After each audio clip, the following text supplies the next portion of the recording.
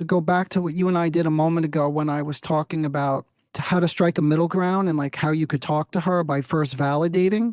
Yeah. Here, the middle ground would be, because you don't want anybody important to you in your life to fail. For anybody who's listening to this episode who may not have a child, just think about anybody in your life who's important to you. You don't want to see them fail. So then the question becomes, so what should you do? Do you let her fail out of high school? And what if you don't, when is she going to learn, Jim, to fail and then to master failing? And it has to be like in little bits and pieces. With this in mind, just think about this going forward when you're with her. When you see little failures in her life now, I don't know what, maybe she's going to start driving soon, or there'll be so many other challenges. You'll have this in your mind and you'll think, this may be a more appropriate place for me to let her fail and not intervene and not even discuss it with her. Let her work this out on her own.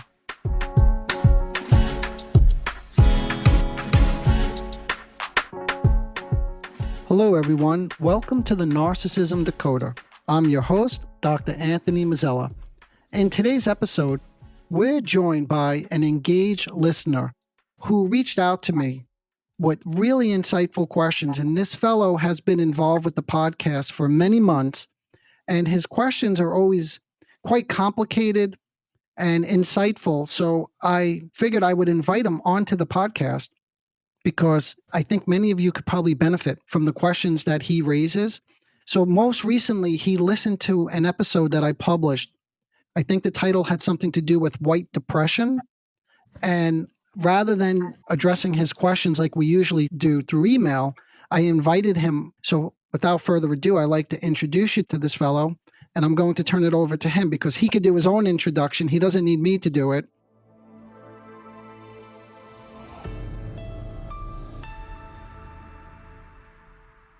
Hello, Dr. Mazzella. It's Jim. I know we've corresponded before via email.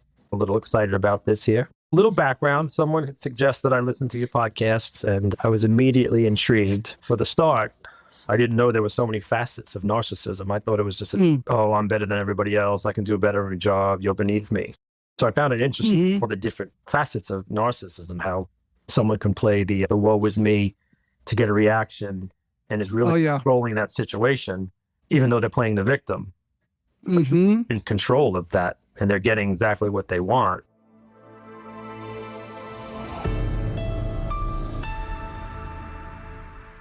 You're going to appreciate an upcoming episode on what's called covert narcissism. Okay. And it's exactly what you're describing. And I go into a lot of detail about how people play this role of victim, but also then even the most benign of questions that you may ask them, somehow they manage to turn this around, as if the audacity of you to suggest or to ask me a question like that, like, how dare you? Look what you've done to me. Now I'm crying. Yeah, that's a cluster of narcissism called the covert narcissist. So I think you might have touched on that. I'm not sure. I did. I actually did an episode, episode 4, but since this is such a hot topic right now, and it's these are the most difficult people to relate to, it deserved a lot more time than just one episode. So I did a little mini series that's going to be coming out soon. Yeah. Okay, great. I remember one of the examples was when the relative comes home for the holiday dinner. And it's, it's such a big deal when they come here. It's almost like the family wishes that relative didn't come because everything about their travel, the traffic, the food was cold, and I got stuck in the airport, and woe was me. Let me just say something to our listeners. This is exactly what I meant. Jim has a better memory of these episodes than I do, so thanks for that reminder. Yeah, I do. I am intrigued by them. And to say something else, what I like is, I know you're talking to everybody, but you also have colleagues and professionals in here too. So sometimes I get a little lost with the terminology, but I really like your scenarios because it brings it back down to a layman's, let's say a layman's, lack of a better term, a layman's level. So I remember one time you were talking about a child who would scrape his knee, and one might be like, put a Band-Aid on it, throw some balls, you're a tough guy. And the other parent would be like, let me see, let's clean it together. And how that different reaction would help that child know in the future how to become a stronger person. Your scenarios I relate to more than some of the terminology and professionals that you're reaching out to, colleagues. Yeah, and just if I can just structure that a little bit, and I apologize, I want to just bring in the terminology because it frames it. But what you're describing there in that example is what we call affect attunement. So that's when a parent is really attuned to the child's emotional needs, or we call it emotional resonance, where they can mirror, and the child then develops a sense of safety. See, when a parent can't do that, the world is a very unsafe place, and then one's sense of self doesn't really develop in a secure way. These are the kind of individuals who grow up feeling very insecure, which is a big part of narcissism. Okay. So I think that example you just remembered is so appropriate, even for the topic of white depression. I don't even remember if I used that example in that particular episode, but it's certainly relevant. No, you didn't use that example, but I will say, as a parent, and I have a struggling daughter right now, and most of your podcast, I really look to see if there's anything I can take out of it, even if it's not narcissistic based, because I don't believe me or my ex-wife or my daughter are narcissists, but there's certain behavior that might borderline. And I remember you referenced a doctor called Bjorn or Beyond. Beyond, yes. Beyond. From what I got out of the podcast, you basically saying it's all our fault, even in the womb. Like we potentially damage our child at such an early age. And at this point, I really can't get behind that 100%. I try to be self-aware, and I know some of the things that I can change. Talking to you, or emailing you rather, and listening to your podcast, it has opened me up to pause and say, well, wait, let me rephrase that. How is she going to take that? But there's another part of me that struggles with, me telling my daughter, hey, you're not 12 years old. Get out of bed. You got responsibilities. You're 16. You got to go to school. Let's go. It's not really shaming her, but it could come across as I'm shaming her because I told her she's a 12-year-old. So I struggle with you're implying. Yes, that's right. It implies that you're acting like a baby. But I also think there's got to be a little bit of tough love. Like, I don't want to be like a wet washcloth her whole life because she didn't have any kind of structure. So it's a fine line to me that I don't know how to teeter on.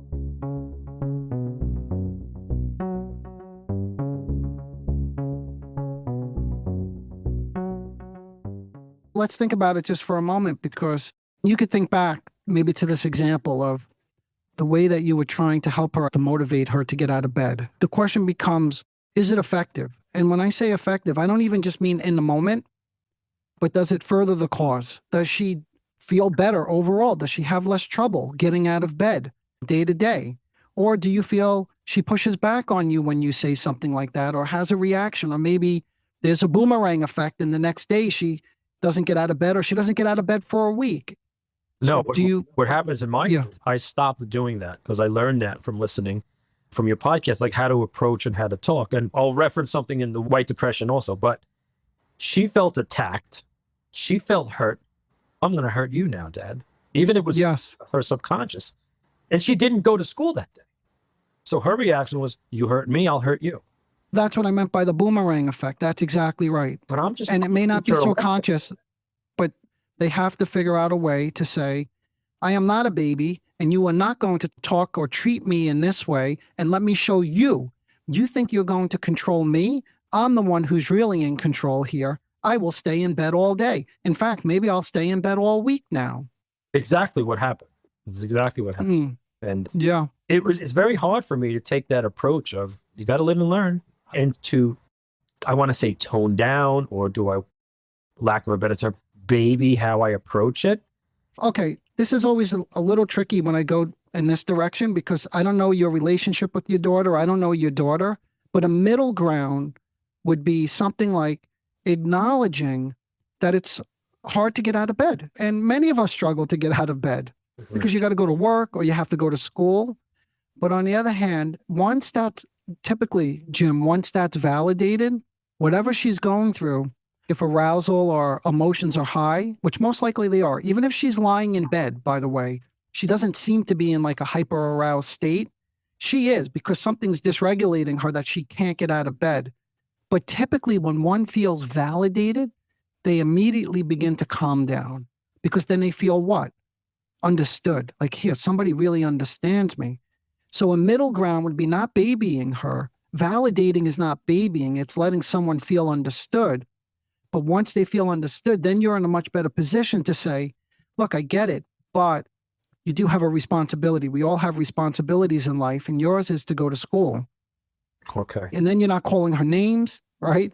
You've already validated her. You helped her get a little bit more regulated. And then most likely, can't guarantee this, like I said, because I don't know the dynamic, but more often than not, they become more receptive to hearing something like that.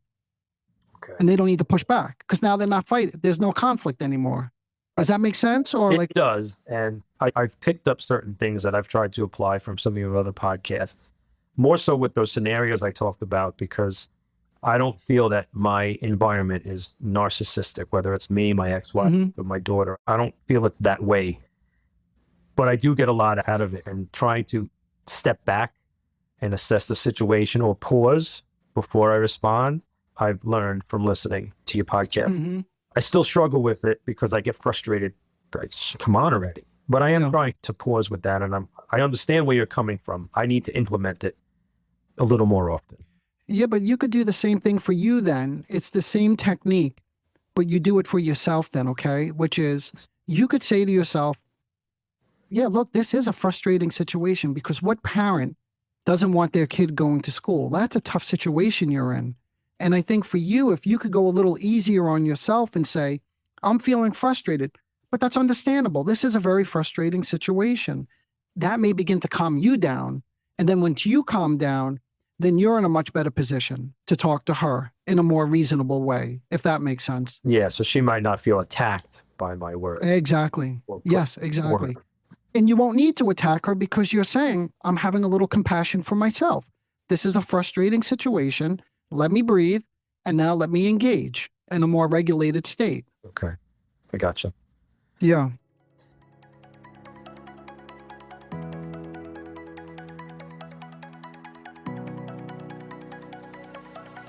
There was another thing I wanted to touch on with the white depression. You were talking about what would have been my normal approach. Why don't we go to the gym? You'll feel better if you go to the gym, being not motivated or laying in bed. Or maybe we should go play pickleball. Why don't we do this? You should do. In my world, I'm trying to give her positive examples. But when you were saying, let's validate the fact that she's not motivated right now. Let her feel comfortable with saying, okay, Dad realizes that I'm struggling. Dad realizes that I'm laying in bed and he's not doing this or that. I don't know how that turns it around where then she feels validated. She might start feeling more motivated, or if she's being heard. That's it right there. And she's being acknowledged for who she is. You're saying, see, what happens is if it's let's go play pickleball or go to the gym, again, the implicit message is what? I do not accept you for who you are. You need to behave in a different way. And if she behaves in a different way, you, Jim, will feel better, right? Maybe you'll feel better as a parent, more accomplished. Your kid's out doing something. They're productive. So the playing, and that's, listen, of course it's for her. I get that. Right. But in part, it's for you too, because this way you'll feel better about what your daughter's doing or not doing. There are things that she's done that I'm very proud of. Yeah. But I'm not, my daughter not having a job right now at almost 18 years old and spending money on Starbucks. And listen, I'm enabling it because where is she getting the money from if she's not working? I get it, but like, I'm not proud of anything she's doing right now. So I know it for me too. Yeah. Yeah. And she knows that too. That's part of the problem. Whether or not even you voice it, I don't know if you do or not, but it doesn't really matter because this stuff comes out and seeps into kids like through osmosis. It goes in, they know how parents feel about them. So if you're not feeling proud, look, these things get so specific. In a video I just recently recorded in this interview, I was talking about how the devil is in the details. And the specific way you speak to your child is so important because words have so much power. So this is going to sound a little crazy to you, Jim, but you tell me your reaction. And a lot of people do this is they say, I am proud of you. In my opinion, this is my own humble opinion. If there's too much of that, that in itself could be problematic. Now, you may be like, what the hell are you talking about? How could that be problematic? A father, his son is proud of a daughter. But if you listen to it and you may get it already, I am proud of you. Do you hear it? Rather than, whoa, you did that. How do you feel about yourself? Or you must feel, or do you feel pretty proud of yourself? See, then it's for them. It's not for dad. It's not to please dad or to rebel against that and stay in bed all week. You see the subtle difference? I do, but I wasn't going there when you were speaking that. My thought was, if I say I'm too proud, it builds her up to say, now I have to keep at a certain standard. If she doesn't feel like she can meet that standard, now I'm going to let everybody down because they're always so proud of me. And what if I don't want to do this and I don't want to do that? But now I feel the pressure of having to. That's where I thought you were going, but I didn't even see that. No, but I think you're saying the same thing. You're using different words. No matter what, when you say you're proud, it creates a certain amount of pressure. That's the overlap. And then if she doesn't meet an expectation and make dad proud, she's failing. Okay. Because what are you then? Not proud of her? Upset with her? And that doesn't feel good to know that your dad is upset with you and not proud of you. If I got a B on an assignment and not an A, he's going to be not proud because I got a B. Because he's always proud when I get an A. Yeah. Yeah, with grades too. That's a good point. Even with grades, it's so subtle, but it's so important to emphasize the process that one went through to get the A, because there are many intelligent kids who can get an A and do very little work, let's say. That's not good for their self-esteem, because one way to build up confidence and self-esteem is through work, applying yourself, failing, and then overcoming adversity. But if you're just using your intelligence, you're not building that sort of confidence. So if you emphasize the grade and not the process that it took to get there, then you're focusing on only the outcome, which could be problematic.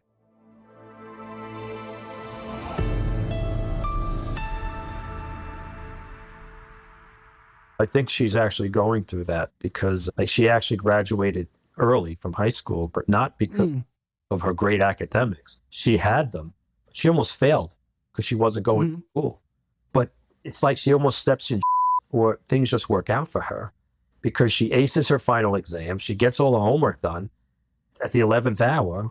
It allowed her, because she had the credits to graduate early, but it wasn't from this drive of achieving something. It was, I'm going to shut down. I'm going to quit. She almost dropped out of school and the principal wouldn't let her do it.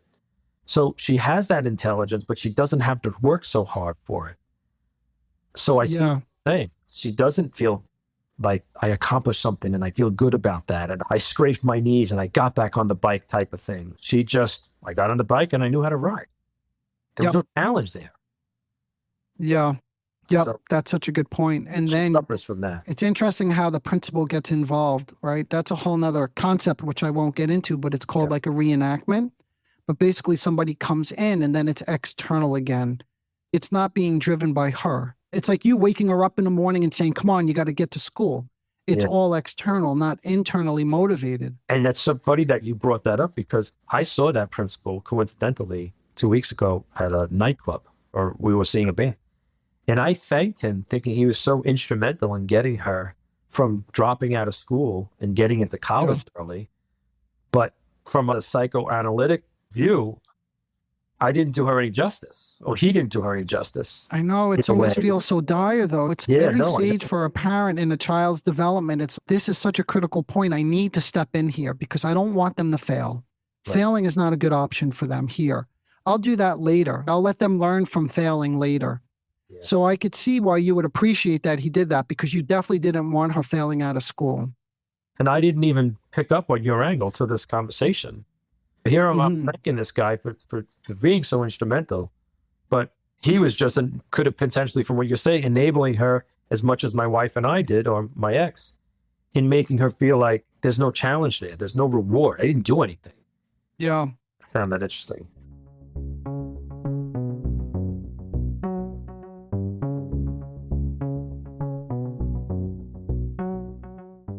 So then again, to go back to what you and I did a moment ago when I was talking about how to strike a middle ground and like how you could talk to her by first validating. Here, the middle ground would be, because you don't want anybody important to you in your life to fail. For anybody who's listening to this episode who may not have a child, just think about anybody in your life who's important to you. You don't want to see them fail.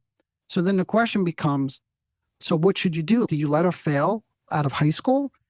And what if you don't, when is she going to learn, Jim, to fail and then to master failing? And it has to be like in little bits and pieces. With this in mind, just think about this going forward when you're with her. When you see little failures in her life now, I don't know, maybe she's going to start driving soon, or there'll be so many other challenges. you'll have this in your mind and you'll think, this may be a more appropriate place for me to let her fail and not intervene and not even discuss it with her. Let her work this out on her own. Okay. I see what you mean. Yeah. Even if it's, I don't know what she has coming up. Maybe it's going to be a relationship, right? Who knows what it's going to be, but something will come up soon. Right. It boggles my mind how you and I, or anyone, two different people can read a caption, let's say out of the Bible or a magazine, and get two different scenarios out of this one article, and they see it a whole different way. Which brings me to, with the white depression, this child who wanted to clean her room to appease her dad and make her dad feel good, and the dad was, yeah, whatever. Mm-hmm. Yeah, I guess you did a good job. You referred to how this could be so damaging that person will become their father or their mother or their caregiver just to keep them in their life. And I think the first thing I would want to do is get away from that environment because it's so damaging to me. But I find it amazing how some people's minds can say, let's be like them, so they're always with me. Yes. I'm not surprised to hear you say that, because a little bit earlier, one of the first things you mentioned was, I don't agree with everything you say. And I don't agree that a parent can have this big of an influence on a child that young, so young in life. Yeah.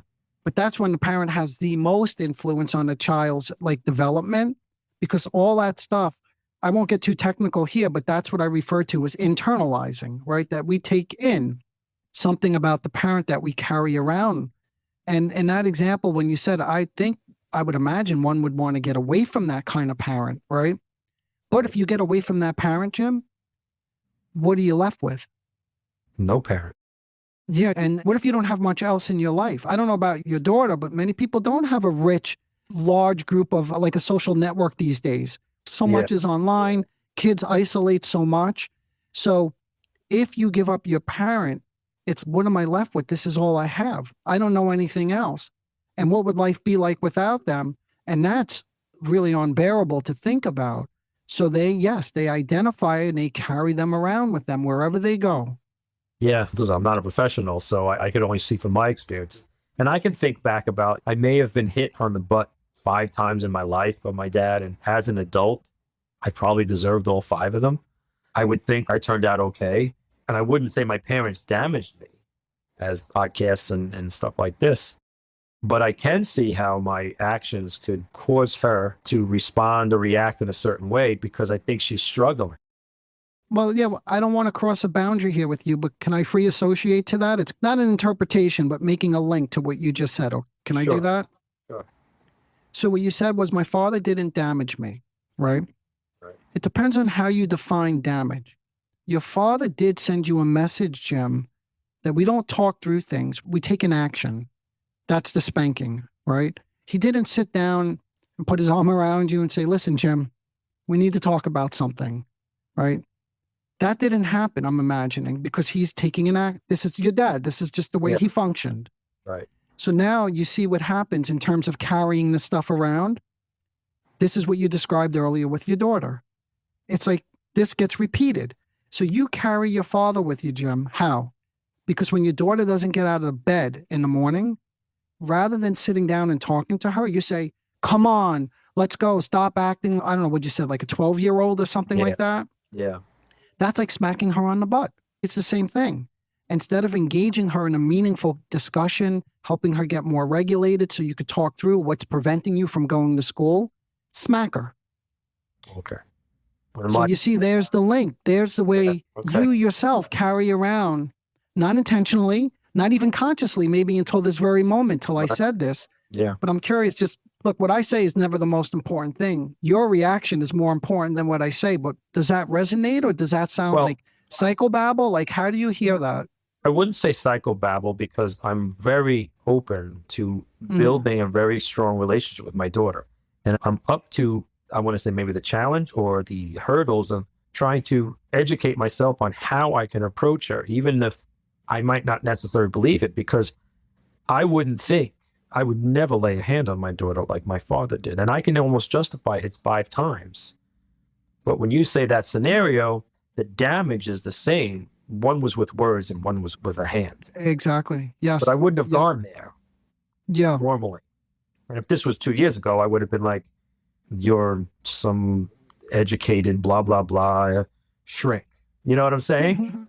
Because you would have attacked me, yes, because Yeah. it would be too hard for you to hear the message. That's right. So there's a lot of growing that I've done, and I think it's became more so when I saw my daughter struggling and realized I wasn't a source of comfort anymore. She wanted to get away from my words because of how I feel. Yeah.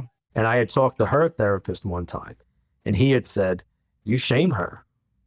You don't mean to, but you shame her." So I got That's interesting. Yes. I was very open to what am I doing and how can I make the relationship better? Sometimes I don't believe in it all, but I'll try it. Yeah. And listen, that's what makes you unique in that way, Jim, and very mature, because you're open to growth and different opinions, and you're brave, and you came on this podcast not knowing what to expect, nor did I, by the way. I had no idea which way this would go. Right. And you even gave me the permission to make a link like that, which many people can't do. A lot of the patients I treat, this is the narcissism decoder. Narcissism is a very complicated psychological condition, and it's very hard for those individuals to hear any kind of feedback. So what you just did was, really impressive. So good for you. I think we have to start wrapping it up like in a minute or so. So I don't know if you have any last minute thoughts or any other questions. If you still have lingering questions, I am happy to have you back on, because I love talking to you and trying to figure these things out, and your openness and willingness to learn. And I think this is going to help a lot of the listeners too.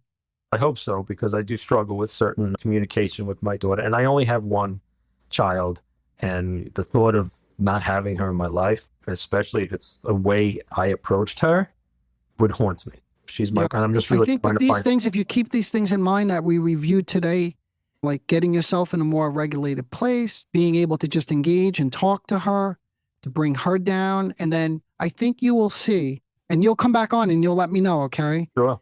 If she then becomes more receptive to hearing what you have to say. See, for someone to hear you, you have to be able to show them, Jim, that you are able to hear them. See, in other words, sometimes people feel like you need to hear me and then I can hear you. And by validating her experience, it's hard to get out of bed. I get that, right? Now she begins to feel heard, and I think she'll be able to hear you as well. I think it's like that saying, respect is earned, not given. So I think she should respect me because I'm a father. Take the parent out of it. It's just two human beings. And if you're going to give respect, then I'll get respect.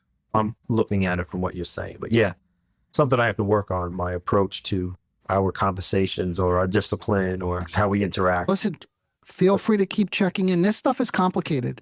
I say this a lot at the end of every episode, is undeniably complicated stuff. And I even invite all the listeners every time, and this because you've done it, obviously. That's why you're here. Yeah. And I'll do this at the end as we're wrapping things up here, is if Jim and I said anything to confuse any of you, or there's anything more that you want to hear about, and if you want Jim to come back on, feel free to shoot me an email the way Jim did. And maybe we'll take this up in a part 2 if you're open to it, okay? Thank you for having the courage, Jim. Take care. Okay. All right, everybody. That's it for today. Until next time, as always, engage your mind. Bye for now. Disclaimer alert. The Narcissism Decoder podcast is provided for general information purposes only.